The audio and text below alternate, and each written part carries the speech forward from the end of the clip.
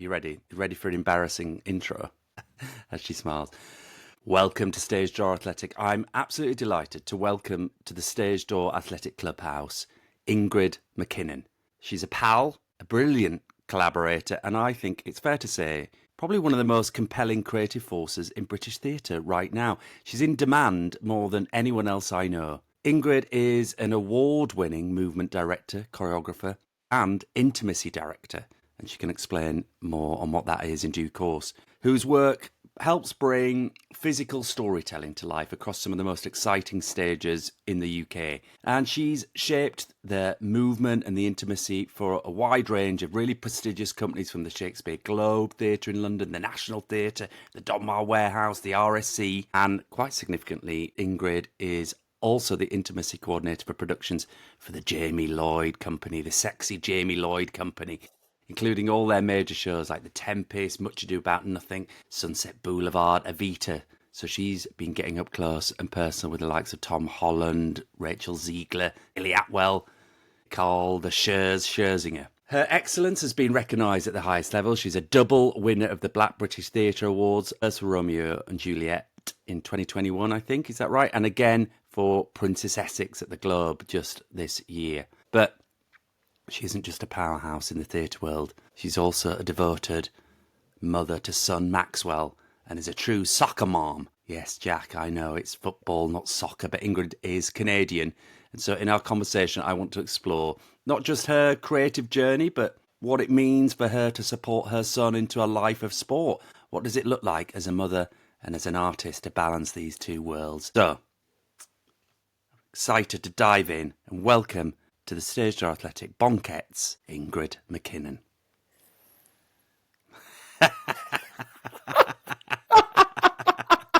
Shocked face. You look like a shocked emoji. You know that little emoji that puts its mouth to its face? Oh my gosh. That's cool, isn't it? It's so cool. Wow. It's so weird hearing somebody talk about you like that. And, you know, Isn't it? because we're pals, I'm like, oh. But sometimes, you know, it's nice to get the world's view on how we're doing, isn't it? Because we're just all trucking on thinking, where's the next job coming from? Is there going to be a next job? How's it going? And, you know, it's great to just stop and reflect and think how brilliant you're doing. Well, thank you. But you're right. We're normally just moving forward and we don't really take the time to look back. Yes. Too often. So, thank you. Cringe. So when in Canada, when you were growing up, what were the retro snacks and drinks that you might consume? Because, you know, here in the clubhouse, we've got Tizers and all sorts of, you know, club biscuits. What would you consume when you were a kid growing up in Canada? Okay, well, I can't remember the brand, but definitely in Canada, there's a flavor of chip, because we say chip, not crisps. Yes, not crisps, yes. So I will say chip, because else my brain will explode. Yes. Ketchup flavored chips. That. It was great. That's and brilliant. then when you get a lot of the ketchup residue on your fingers, you know, you save it up. Yes. And then you lick it off. You know what I'm talking about. And then you go in the creases with that sticky finger for the extra seasoning. And also, there's another flavor called All Dressed. So good. Yeah, it's almost like a cross between barbecue, ketchup. It's just, it's the bomb.com. Yes. And then probably nuts. I remember being in places in Canada where there was like peanut shells, you know, on the floor. So nuts. Really? That's so Globe Theatre. That's very Elizabethan. And I think that would be it really. And Twizzlers. Yeah, Twizzlers were a big one. Twizzlers. Do you remember Twizzlers? Yes. Yes, I do. I never really got into them, but we might be able to offer you a tomato knick-knack. That's about as good as we could probably do. Yeah, kind of. But you use the Twizzler like a straw also to drink your Coke. Wow. I know, right? Hardcore. Crikey. So you use it as a straw, and then it's got like the residue of the Coke, and then you eat the Twizzler after. Yes. I don't think that would get through the sugar tax here these days. So who were your sort of like, what were your creative inspirations when you were growing up? How did you end up where you were? I mean, when I can't remember how old I was, but I was like somewhere between 10 and 12, and my mom took me to see the Alvin Ailey American Dance Theatre.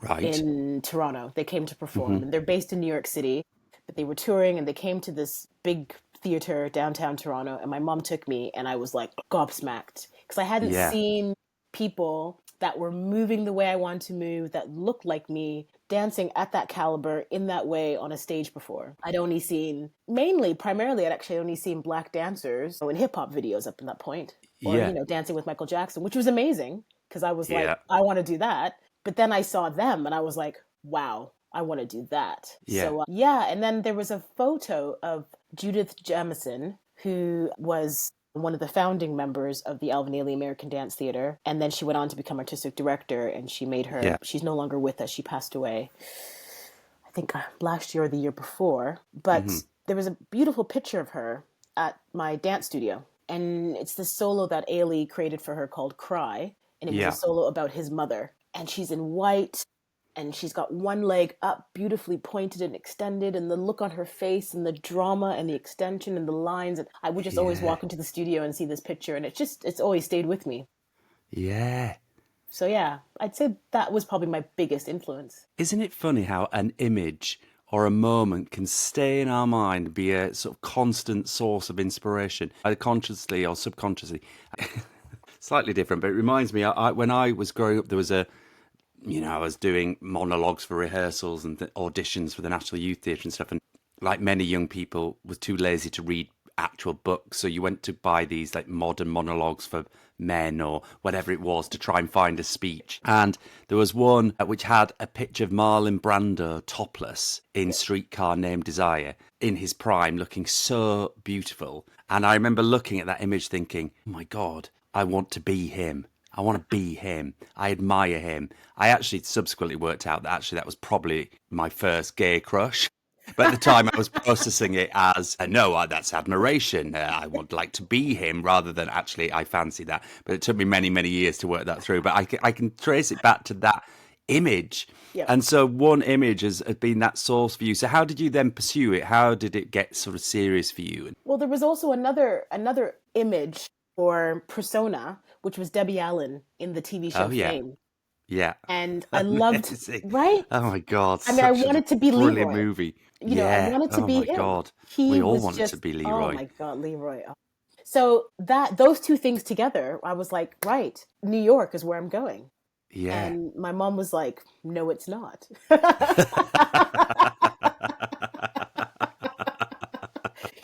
I always think about I was basically was it Charlie Brown or those comics when you're a kid where you're like, you pack up all your belongings in a little handkerchief on a stick over your shoulder. You're like, I'm off, I'm off, Mum. I'm you off made it as far as the drive and then went, I don't know where I'm going. Literally, yeah. So, that didn't quite work out that way. But I still found my way where I wanted to be. Yeah. But it wasn't like I left school, moved to New York City, became Leroy, lived in a warehouse with 5 other artists with no money. There was dreams of that, but that was not my reality. So how did you end up in the UK? For love.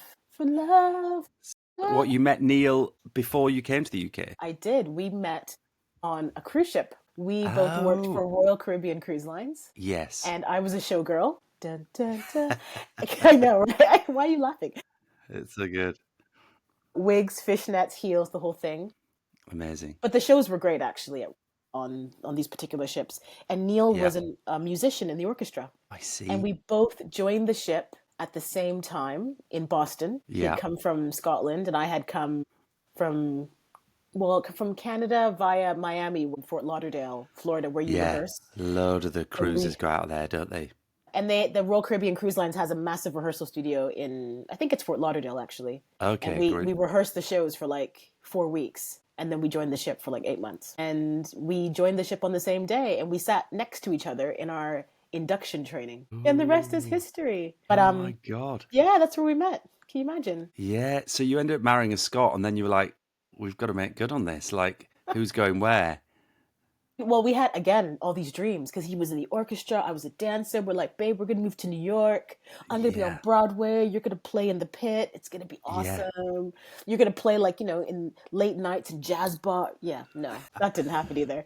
But we ended up, because being Canadian, I was able to get a kind of working holidaymaker visa. Yeah. And moved to London. And I said, I'll give it a year. I could come here. I can work a little bit, test out London. Yeah. He had stopped playing at that point and moved to London to work in producing and working behind the scenes now as a creative. Yeah. And I thought, we'll give it a year. And that was 20 years ago. Wow. Yeah, amazing. And then did you work as an artist in and around London before you decided actually you were going to go study and do your MA? Oh yeah, I did.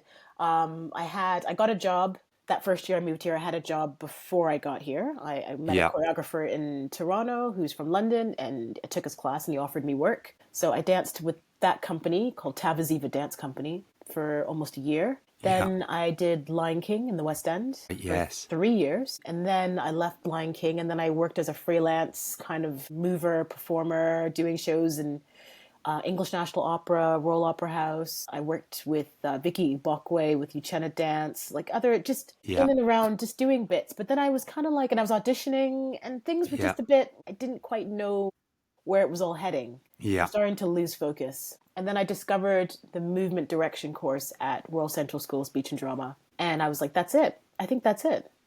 And it was. Yeah, I applied and I got some funding and support from Dancers Career Development. They support dancers who transition in career after a performance career. I'm now a trustee, full circle. Oh, great. Really good. And the rest is, the minute I started on that course, I knew this was exactly where I needed to be. Yeah.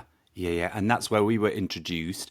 I remember when I was directing a project with I don't know if it was second or third years, it might have been third years, and I proposed doing a new play or an adaptation of Dracula, which had been done before with Brian Lavery. I said to Wendy, we need someone to help with the movement on this. And we were put together, worked with by the course leaders, and went for a little coffee and worked together on that. And then subsequently we worked together doing the Stratford East pantomime. Oh, yes, we did. No, we didn't. Yes, we did. We did. Never again. As we took on a pantomime, which is both our first pantomimes, I think. Is that right? You hadn't done a pantomime before. It was totally my first pantomime. Yeah, I know. Yeah. And during COVID. And I mean, it was really well received, like incredible reviews. Yeah. And just my memory, we went to the theatre last week and we were both like going, oh my God, that was so hard. It was so hard. And actually, I met a friend last night for a drink who's just directed a pantomime, and he's like, I'm scarred. He said, I am scarred. Like he just said, the amount of pressure, the time constraints, the demands, the expectations, plus lack of funding, plus COVID, just makes things so hard. And I think all the pressure goes back towards the creative team to keep making compromises all the time. And then there was rules. There was rules. Yeah. It was too much. Yeah, I think scarred is the great way to describe it. I still think about it and I kind of shiver a little bit. Do you know what I mean? Like I scratch a particular part of my arm, like a response. So then now, I mean, you are, as I mentioned in the introduction, ended up being really one of the most prominent intimacy coordinators, as well as you still doing your movement and choreography as part of your portfolio, if you like. I think that's the way we describe it these years. Like that. Your portfolio career. And I mean, that kind of wasn't so intentional, was it? You've kind of ended up in that world and ended up being really successful at it. But kind of like many good things sort of happened a bit by accident more than design. Would that be fair to say? Yeah, absolutely. It was not my intention at all. And I was actually really surprised by it. And it's one of those amazing situations where somebody else is able to, it's like the introduction. It's someone else able to show you your skills in a way that you haven't recognized. So I did a production, actually it was the production in which I won my first Black British Theatre Award. Romeo and Juliet. And we were coming out of COVID, and we really had to work sensitively to help our Romeo and Juliet, be physically like star-crossed lovers. Yeah. Which in itself is already, a really delicate story to tell, a well-loved one, but still quite delicate. But we were coming out of this national pandemic in which people weren't able to touch and connect. So I did a lot of gentle work with our lovely two actors to get them to a place, because they were the only two actors who were allowed to be in a bubble to touch, and everyone else in our production still had to keep distance. So all the kind of connection and physicality was falling on them. It's so interesting. You just reminded me that COVID has been a big catalyst for this work, hasn't it, actually? Because I was just, for listeners who are thinking, what the hell is an intimacy director? In times gone by, even just say 10 years ago, if I was directing Macbeth, as I have done recently, and you want Lady Macbeth and Macbeth to kiss, or even intimate sex, Yeah. or whatever it might be, as which you think is really integral to positioning their physical intimacy for the story relative to the world and all the rest of it, or in any play or any movie, historically what would happen is that, you know, the director would say, "Are you guys all right with this? Happy to sort of kiss? Do you want to chat about it or anything? Okay, well, let's just do it." So and you kind of be left to your own devices to sort of work it out, hope that you've bonded, hope you've got a good relationship, hope you've established some trust, which, you know, in many cases you have to say kind of did happen and people were trusting. But obviously you can understand that that's also in some part open to abuse or exploitation, or what happens when people aren't particularly comfortable with each other. And so it's easy to think actually that transition to a much more sensitive approach to this has been in response to the Me Too movement, or just a heightened awareness of people's right to say no and the abuse of power. But what you've also said is that, and reminded me, is that we literally legally couldn't touch each other for a little while. You know, or you weren't meant to be. And so that's also a big catalyst for it, isn't it? Well, yeah, it was huge. I mean, it's funny because I think a lot of us during that time in the pandemic, we didn't realize how much we missed the connection. Yeah. Being able to just hug a friend, hold your parents' hand. You know, we hadn't, it's something you don't realize is so important just to us, to our everyday, to human beings and humanity, is that ability to touch another human being. So yes, you're right. I mean, obviously a lot of the work that's come out and a lot of the training courses that have come out for intimacy directors and intimacy coordinators has been in response to Me Too and historic abuse and power dynamics. But also there's a much growing demand for, you know, empathy and sensitivity around the dynamics and politics of touch. Yeah.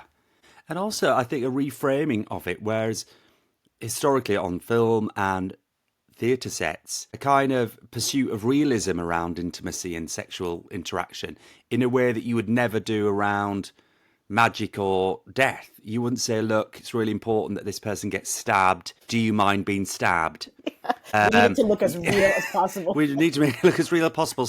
You know, I know it's a long run and everything, but we'll change where we stab you so it doesn't hurt too much. And of course, and it's obvious now, but it's like, well, you know, you have to consider sex or intimacy of any kind as like, this is theatre, this is magic. How do you create the illusion of that without having to actually go through the action, which for all sorts of reasons could be problematic? Yeah, I mean, it's a weird one because I think if you watch the evolution, particularly in films and TV, and I haven't had a chance to do intimacy coordination on film and TV yet. That's a whole nother political conversation for another time.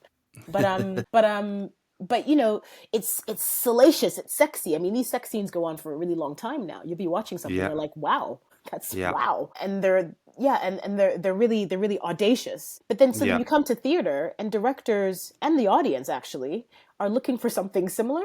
Yeah. You know what I mean? Like a peck on the cheek really isn't going to quite suffice anymore. Yeah. So how do we get these actors to do something that's sustainable, 8 shows a week? And also, like you said earlier, about 8 out of 10 actors are always up for it.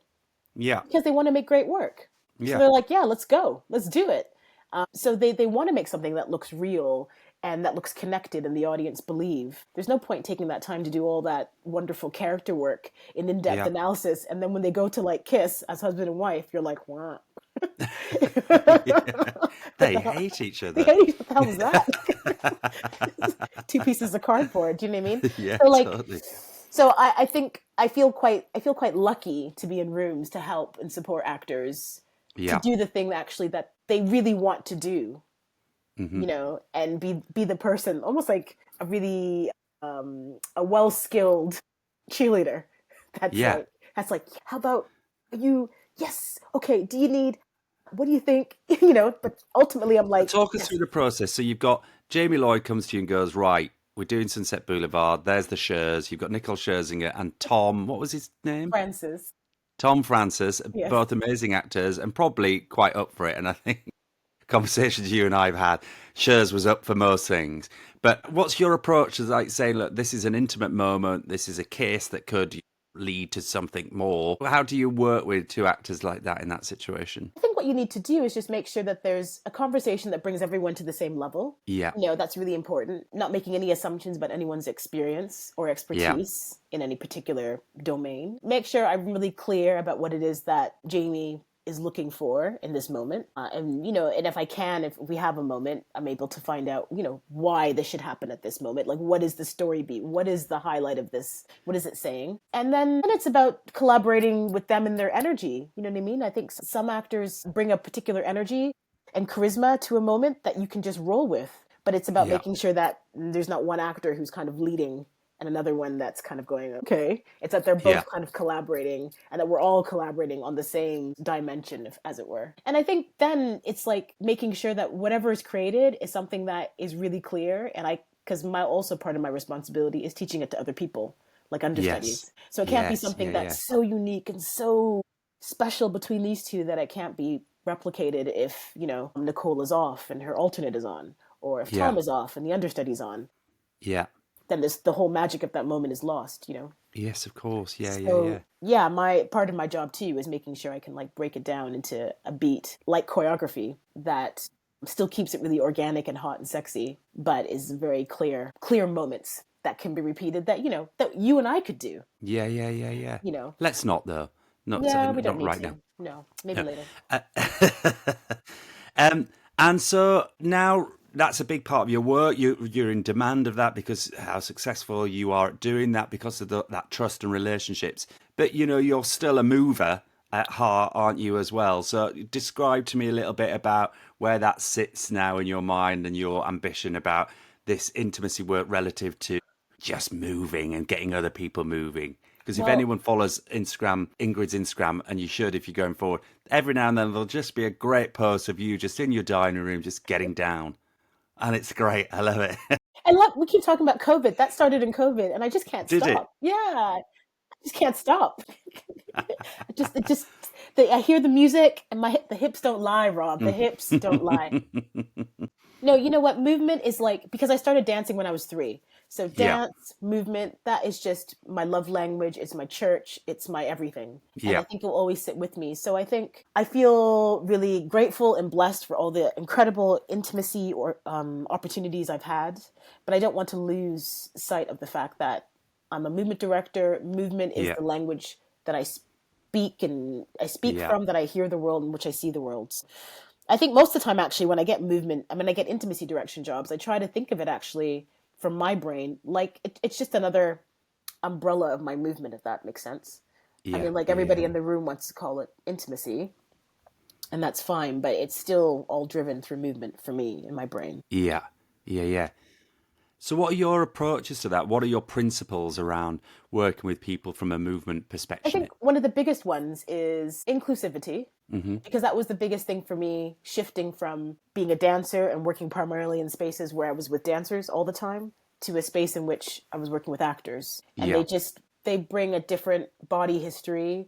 They bring a different connection to their body and the needs of their body for production that dancers do. So I needed to kind of change the way that I saw bodies, change the way that I speak about bodies, change the way that I speak about progress, change the ways that I speak about the ability or inability to perform certain movement tasks in a way that was more inclusive. And I'm always constantly working to make sure that I have an inclusive space and inclusive energy in my work, that everyone around me feels like they can move. Yeah. That's really important to me. Joy, you know me, I like a good laugh. I think I need to be in spaces that are joyful. Even if the topic is harrowing, there still needs to be joy at the core of it, at the process of making it, and empathy. And I think that kind of swings back to the inclusivity. Yeah. If I have all those things in the mix, then we're good. We have a good time. Yeah. I think that's really interesting, because I definitely have been informed by your process in a way that when I was doing assistant directing jobs at Regent's Park or Birmingham Rep or wherever, and I worked on musicals, then my reference points were often a more specific kind of command and control style of movement and choreography, if you like. So I'm trying to avoid being pejorative about this because I don't think there's anything necessarily bad about that at all. It's just a very different approach. So someone like Bill Deemer, for example, amazing, legendary sort of West End choreographer, but with an assistant in the room, and would get there and he's designed the movement. He comes into the room, he teaches it at an extraordinary lick. You've got all these really high skilled musical theatre trained actors who are taking on board the movement very, very quickly. And it's about a process of like, teach it, refine it, improve it, drill it. And, and you can achieve amazing things like that. And sometimes that's necessary because of the time constraints, or you might want really large, big set pieces, like 42nd Street or, big dance numbers. But your approach, I've always observed, as being much more, as you've described brilliantly already there, much more reactive, collaborative, inclusive. And I would say, is it fair to say, I think you would compromise on a detail if someone can't do it? You wouldn't push them to make them do it. You'd be thinking, let's respond to what's possible and what they're capable of and make them comfortable with it and refine it from that point of view, so that we end up with something much more that the performer can feel really high degree of comfort and confidence to be able to deliver and repeat it. Would that be fair? Absolutely, because I want them to feel empowered at the end of the day. Yeah. And I think it's kind of, you're right. I think that way of moving and that way of delivering movement or choreography, there's nothing wrong with it, but it's one particular style. And I think the time I had to reflect on my MA at Central about movement direction and about my practice, which also had me reflect on my history with dance and the things that were great, the things that maybe weren't so great, and the things that I've seen that have left lots of scars on lots of performers. And I thought, well, if I have the opportunity to now have my voice in the room and make a contribution creatively to the room, wouldn't it be beautiful if that contribution and legacy was something that was filled with kindness and joy, as opposed to fear? Because I think I learned from some great people, but through fear and tears and, stuff that now still, if I were to probably talk about it, I'd probably cry decades later. Yeah. Part of what we can do when we're moving forward in this industry is that we have the ability to also make small changes that move us make more positive, lasting impact. Yeah. Because sometimes it can be just about the product. And sometimes, maybe I will find myself in a situation where it's just about the product, and actually all those lovely things that I find that I hold true, I might have to compromise on those to get the product done. But while I still have the power to kind of slow things down, make a shift, I will. Yeah. Because I think one of the things that I learned the most when I did my MA was about when you're doing movement, particularly movement with actors, if you kind of keep focusing on what's the essence of this movement quality that you're trying to achieve. Mm-hmm. And then you use different modalities, which is different systems of movement to achieve that essence, then that's the most important thing. How that modality or system looks is less important than us achieving the essence, the expression of that movement. That sounds really weird. That sounds really but you know what I mean? It's so much more important. I totally know what you mean. I think it's brilliantly put. The audience are looking for, wow, I totally felt that. That was joyful. Yeah. They're not gonna you know what I mean? They can notice when something is really slick and clean and synchronized, but sometimes, particularly when you're working as a movement director in a play, that's not the most important thing. Yeah. Maybe if I was doing, 42nd Street and the kind of legacy of 42nd Street, and there's 25 ensemble dancers that all need to do this particular tap number in sync. Yes, maybe that might require some Debbie Allen sort of school of thought, but I don't think it always requires that. And I think a lot of the spaces that I've been asked to join, I think it's because of this particular thing that I bring to rooms. So I find myself more in rooms in which I'm doing the thing that feels like it's slightly different than the way that I may have grown up understanding movement. Yeah, I totally understand that. It makes me think of, I would describe you as having very low ego as well. And yet you are often in rooms with high ego. What is your approach to sort of managing ego? Oh, that's interesting. I literally was thinking about this the other day. I think it's really important to leave it at the door. Because I don't think I'm without ego, definitely. Mm-hmm. Do you know what I mean? I think you find me in certain circumstances at home with certain people that it is present. But I think it's really important to, I don't know, I think that we can't have 15 egos we won't get anything done. I mean, we will get stuff done, but it's going to be a really painful process. Yeah. Like really painful. So why? So I guess there's like, I've been thinking a lot about, I think I brought up empathy. I've been thinking a lot about empathy. I've been thinking a lot about emotional intelligence recently, and just how that actually is a skill in itself that's not really listed as a skill.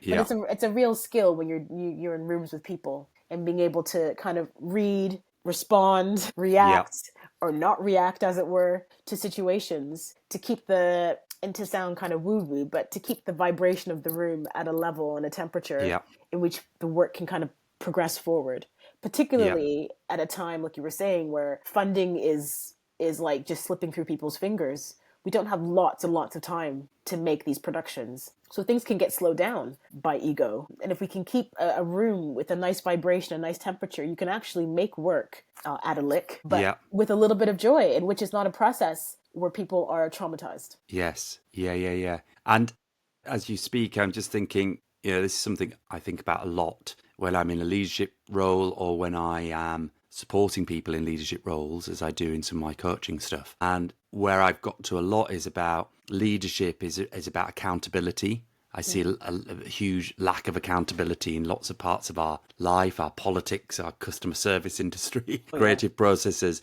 of just someone stepping and going, yeah, I'll take care of that. That's my job. I will do it, and I'll do it until it's done. See a big lack of that. And then I think the other part of leadership that I'm getting to is choice, is that we all have a choice. And I think giving yourself time to make a better choice is really at the root of it. And that, when you break it down, is actually just about breath and pause. Yep. Taking a moment, experiencing something. You can think and feel anything legitimately, like, fuck off, I hate you, I don't want to do this, what's your problem? You can think all those things, and then you have to absorb, take a breath, pause, and then choose to either challenge that, step towards that, avoid that, constructively change that, influence it. All these different strategies that you have, but you need a moment to make a better choice, mindful of the potential impact of your choice, rather than being in a reactive space. And so I think that's a life's work. I mean, that is a life's work, and something, absolutely, I think we're all working on. God, so fascinating. I want to pivot this a little bit towards sport. Yes. I want to, because I'm really fascinated about this idea of being a sporting parent. Because I and Jack, who I do the co-host this podcast with me, we were both theatre kids, we're both sport kids, we're both theatre and sport adults. And, I had incredibly dedicated parents, and particularly my dad, who has driven hundreds of thousands of miles, has taken flights around the world to support me in my sporting and theatrical endeavours. And you now have a lad, Maxwell. How old is he now? He's 9. 7 or 8? 9? Bloody hell. I know. Crikey. Who's a bit a soccer fanatic, isn't he? Oh, yeah. Yeah, total. I can say football. And so, I've grown, yes, football. I've grown into football. I can do it. Good. And so a lot of your weekends are spent freezing on touchlines around South London, aren't they? Yes. Oh, yeah. The thing is that you might not know about me is that when I was doing my dance training as a kid, I did like loads of dance competitions, like at a high level. Did you? So my mom also drove me around, flew me around to different countries. I have lots of awards. So the whole idea of like spending your time doing a thing with a group of people and to compete is totally in my wheelhouse. Yeah. And now, yes, we spend our weekends, Saturday and Sunday, it's about the football. It's always like, we have to see what time the game is. We can't commit to this thing on Sunday yet. We haven't gotten the match time. We haven't got kickoff from coach. Yeah. And so what did that give to you as a child, all of that endeavour, and therefore what are you hoping it gives to Maxwell? It was my whole identity growing up.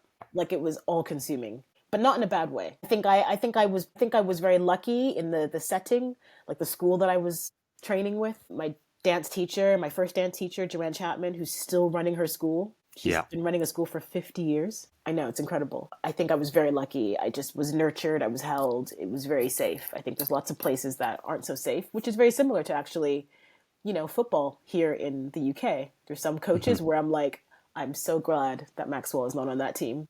Yeah. And the team he's on now is just great. So it gave me a sense of identity. It gave me a sense of purpose, which I think is really great when you're young. It gives you just focus. There's a lot of distraction, in particular now with young folks. There's even more distraction. I mean, we had nothing, we had like a Sony Walkman and, a few TV channels, but now they got like Netflix and PlayStation, and I mean, they got so many distractions. So, it's good for kids to play, but it's also good for them to just, for their brains to quiet and focus on one thing. So I think it gave me focus and identity and purpose. It gave me a real sense of achievement. I always felt like a bit like Wonder Woman at school. Like I had this extra life that no one really knew a lot about, where I had like trophies at home and nobody knew. And I was like, I have trophies. So it gave me confidence. And I'm hoping that's what it will do for Maxwell, that it gives him a sense of like, it's not his whole identity, but he knows he's got this extra other thing that he, like a little superpower, and if he wanted to, he could skill you up, only if he wants to. Yeah. He doesn't have to walk around and show off his skills, but if he wants to, or if there was a ball, he could get involved. And, do a little, what do they call it? A little 360. And then, skill up a coach and then saunter off. I think there's something really lovely and cool about that he has that choice if he wants to. Yeah. And bonds and friendships and, team, right? It's such an amazing It's so interesting because skill. He's like at that age where he's definitely feeling part of the team. The kind of friendships on the team are still developing, even though this is his third season. I don't know if it's just the age, or they only see each other, in the training and matches. And they're getting better now at hanging out a little bit more outside of just training and matches, which is helping. Yeah. But definitely he feels like he's part of a team. Yeah. Which is a beautiful thing. What kind of parent are you on the touchline? How vocal, vociferous, passive are you? I'm really good. I'm like the cheerleader. I'm so positive. Yeah. Well done. They're called the Catford Rangers. Well done, Catford. Right. Well done. Yes, Catford. Come on, Catford. But what I have to stop myself from doing is like, well done, beautiful. Love you. I have to stop that. Yes. I mean, I think this year finally stopped calling it rehearsal. What training? We're going to drop you off at rehearsals. And calling it the interval and it's halftime, yes, things like that. Yes, yeah. Which Maxwell thinks is quite funny. I've said to him, should we make a sign? Should we get T-shirts? He's like, absolutely not. Yes. I would be I'd be happy to whip open a sign if he won. Yes. When they score, I'm loud, high-fiving, and then I have to realize maybe that's a bit much for the kids and the other team, maybe. Is he an Arsenal fan? Is that his team? No, Man City. Man City, of course. Yeah. Does he have the kit and everything? He has some kit. He has one that even says like his name on the back, that kind of cool. And he loves Holland. But we've recently fallen in love with, is it Doku? Yeah. Yeah, man, he's got skill. Wow. He's like a ballerina out there on that pitch. It's amazing. Yeah. But Holland, and Maxwell had this great play on the weekend. I mean, it was Holland-like. He went down the pitch, and everyone was like, go on. And he just got on the right foot and he scored, and it was brilliant. Oh, wow. Great. He's up front, is he? Yeah, he is. Okay. Great. Striker, of course he is. Showbiz. Now, so Scotland have qualified for the World Cup. Canada are co-host of the World Cup. England have qualified for the World Cup. So where will Maxwell's loyalties lie? You know what? Because he was born in England, he likes to like go for England. Yeah. Of course, his dad will be all about Scotland. Yes. And I will feel compelled to cheer for Canada, even though we know they might not make it out of the initial group rounds. Stage. Let's be honest. Yes. But we normally stick to like the countries we were born in this house. Yeah. Well, that's great. I mean, that makes for some good vociferous interactions during the World Cup, and hopefully, there might be a Canada on Scotland action. Can you imagine? That'd be great. I don't know what Maxwell would do then. I'm going to say that really would be a tough one. I think he would go for. Well, I don't know. I don't know what he'd do. He'd probably just go for the better team. He might look at stats and just go for the better team. He probably wouldn't even feel any sort of like kinship towards his mom. Yes. Well, as a half Scot, I hope he chooses the Tartan Army.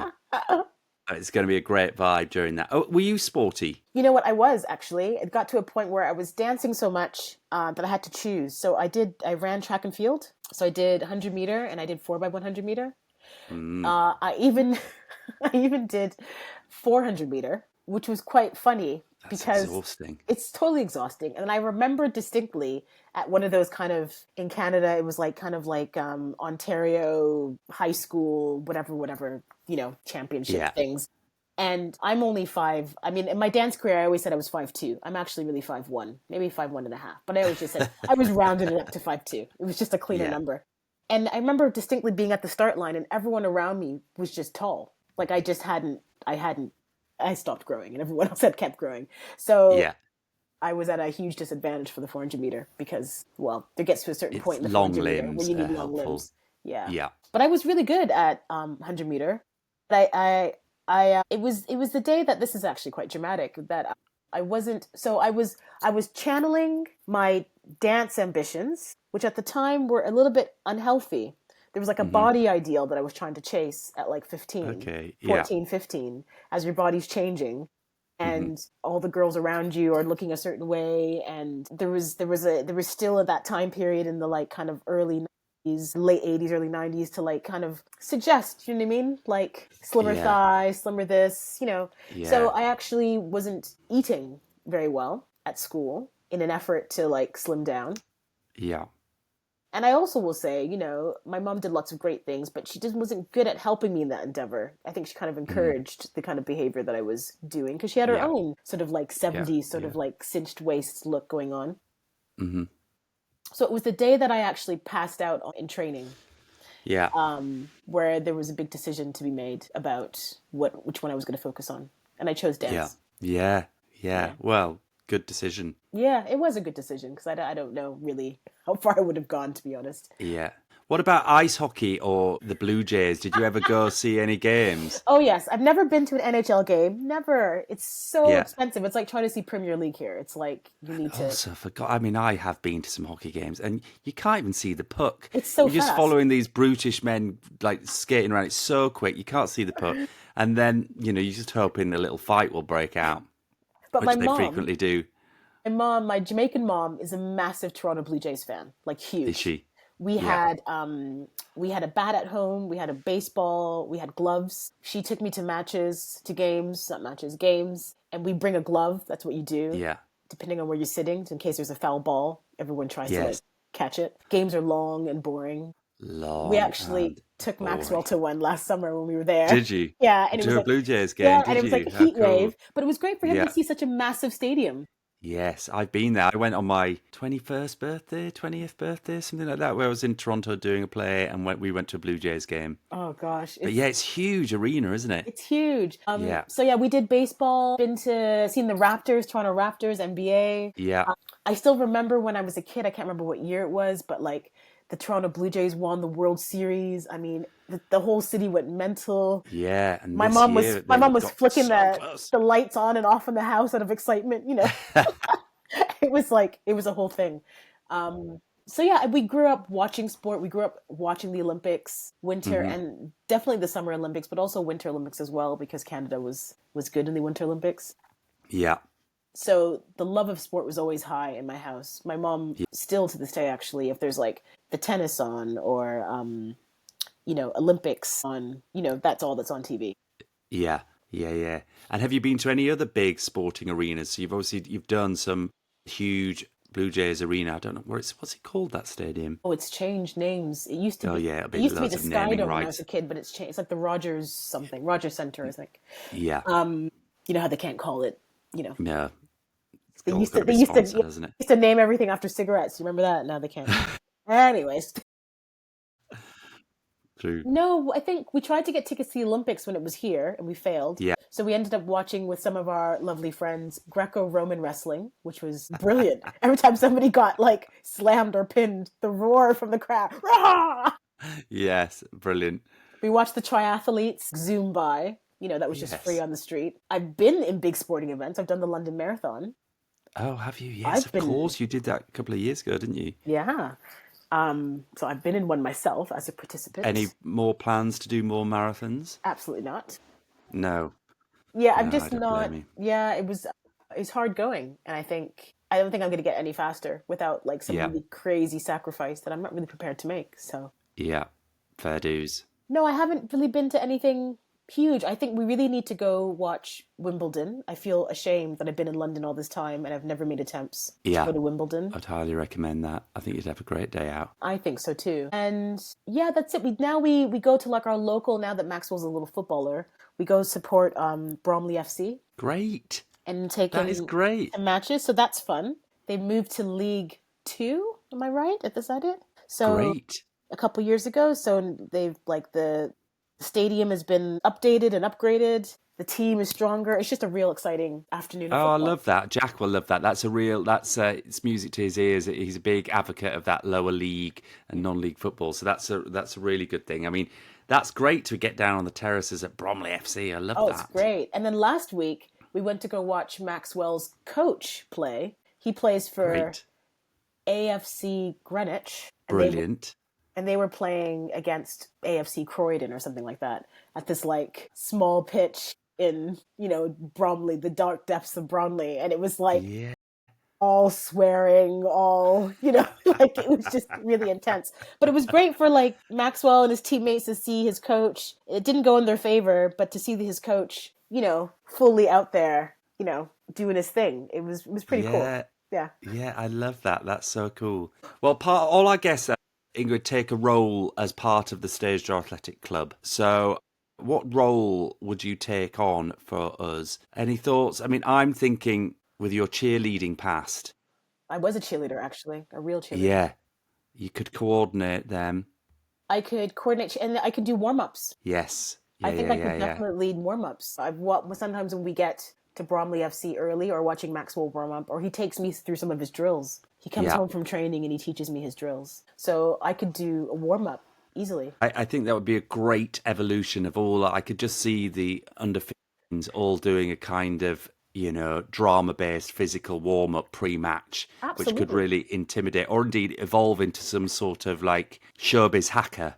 You know what I mean? We could sort of develop some sort of movement-based war dance that could intimidate the opposition. It becomes get into their heads. I love it. Yeah, absolutely. And it becomes mandatory for all teams, including the men's third team cricket game, just before they go out on a Sunday. I think this could be a good innovation. Be in high demand. Can you imagine? That'd be great. In all your various showbiz moments now, you've got a lot of showbiz friends. Are there any sport buffs? What do you mean? What's a sport buff? Like real, like huge sport fans. I don't know. You've come across. Maybe. I mean, what I end up finding is that I end up chatting to some other people on teams, actors, other creatives, and find out that they also have kids or, who play football or into football. So we end up chatting about that. And that ends up bringing up conversation about football. Then sometimes it goes beyond my knowledge and then I kind of trail off. Yes. I'm like, I don't know anymore other than Bromley FC, Man City. Yes. And that's all I know, actually. Yeah.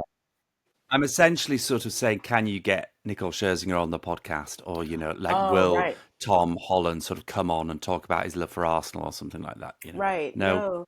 I mean, definitely I did have a very, very brief chat with Tom Hiddleston about football. Yes. But it was really brief. I don't know if that's enough to get him on the show. But he is a big sporting, and he runs. We did talk about running because he runs, and I attempt to run. And so, because one day he came in and he had been running in the roads. He runs through the roads in central London. Does he? That seems like a very Tom Hiddleston thing to do. Yeah, and he's like, no, I just run alongside the buses. We're just like, please don't say that too often because that's... Yes, certainly not between shows, between a matinee and evening shows. You're sort of crossing Piccadilly at peak times. Probably not ideal. Well, I'm so grateful for you coming. I've really, really enjoyed that chat. We've covered quite the gamut. From Bromley FC to New York Broadway. That's so Stage Door Athletic. So I really appreciate that. We've become press night buddies of late. We have. So I'm always very grateful for the odd invitation. So I look forward to the next one, whenever that might be, of whatever showbiz endeavour that you're doing. And thanks so much for coming along. I've really enjoyed that. Thanks for having me, Rob. It's been great. Yeah. All right. Well, lots of love and we'll chat soon. Lots of love. Bye. Thank you. That's good. That was a great chat. Was it good? Yeah, really good. Really good. Thanks so much. I've learned so much about you. That's Aw. good. I didn't know about your backstory, see? That's really good. Yeah, God, I did lots of dance competitions. What I didn't say, which is I was Miss Dance of Western New York. Missed. What does that mean? That means I am. So I actually was first runner up in this pageant, this dance Yeah. pageant in Western New York, in like Syracuse, New York. And Yeah. the girl who won, she wasn't able to go and represent Western New York in the finals because she got a scholarship to the School of American Ballet, which is a Yeah. prestigious ballet school. And so she went and did that. So then I got the call that as first runner up, I got to step into the role. They sent me Yeah. the sash and the crown. Love that. And that meant I got to represent Western New York in the Miss Dance of America final in New York City. And that was my first time going to New York. I was 16. What did you dance to? I had a solo to God Bless the Child by Billie Holiday. Oh, great. And that Joanne choreographed. And we had to do like interview skills. I had to lose weight. That's so North American. Because I had to walk on stage in like a leotard and tights and oh my God, do like a whole circle around the stage at the Marriott Marquis. We had to learn like an opening number. We had audition classes. I mean, it was a whole thing. Yeah. My mom was like, I think she went in like 2 years of debt over that trip because we stayed at the Marriott Marquis. God, yeah. And then she's like, while I'm here, we went to Broadway shows. We were eating at places. And I also had a dance scholarship to Broadway Dance Center that summer. And my mom took me, and that was before New York is how it is now. That summer that I went, all of like Broadway was just like lined with homeless people. Yeah. All the way probably from like 40th up to like 75th. Yeah. It was literally just lined with people. And then to get to Broadway Dance Center, which I think is at 72nd Street and Broadway. Am I right? Or is that Steps? Anyways, but you had to walk along. And my mom was just like, and I was in my element because I could see people that were like Leroy. Like I literally could see dancers in leotards, leg warmers, just going from like Juilliard to Lincoln Center. I was like, they were everywhere. People would sing to themselves. People were like reciting monologues on their way to auditions. And I was just skipping with glee. And my mom was absolutely terrified. Yeah, bet. Crikey. And Broadway Dance Center was like an absolute dump. I mean, I think it's better now, but it was just... It's giving such, old school New York vibes, though, that. Great. I love that. I mean... It was great. I know it was riddled with crime and, as you say, homelessness, but in a way, that's what I think of as New York in those days, those 80s and 90s New York is it's kind of peak time in my memory. Oh, it's good. And the dance teachers were they don't teach like this now, but I remember being in the class and I was like this little sprightly 16-year-old in the class. And 5, 6, 7, 8. Yeah, this teacher was just like terrifying and amazing and awesome all in one thing. And I was just living my best life and, full of energy and possibility and potential and talent. And I remember her stopping the class. I'll never forget this. And she pointed at the girl in the front row. She goes, "You go to the back." She goes, "Little Miss Thing in the blue leotard, come up front. Thank you." She literally stopped the class and made a switch in position and made this girl who was up front trying to, get her shot. Yeah. "Miss Thing, come up. Thank you. All right, here we go again. 5, 6, 7. My mom was like, she wouldn't even sit. It was like so grimy, holding onto her bag. Oh, I'll never forget that. And I was like... Well, if you ever set up your own dance company, I think it should be called Miss Thing Dance Company. Miss Thing? Where are you from? You from Canada? All right, Miss Thing, here we go. You come back to my class. I'm here every Wednesday. All right? Thanks, Miss Thing.